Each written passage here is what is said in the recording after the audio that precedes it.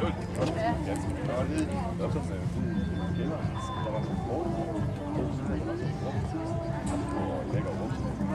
har nu fået den næste rytter i gang. Start nummer 32, Maria Lang Rasmussen og Birgons Tjek. Start nummer 33, Karina Winther glæder sig altså klar på banen. Og start nummer 34, Tia Brun Mortensen glæder sig altså klar i slusen.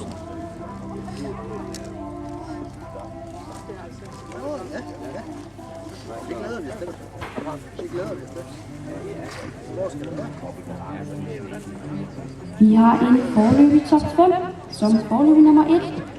Michelle Louise Steinmeier Jonsen med 0 fejl i anden fase i tid 32,14. Som forløbig nummer 2, Amalie Sofie Olin. Som forløbig nummer 3, Susan Brøndum Skytte.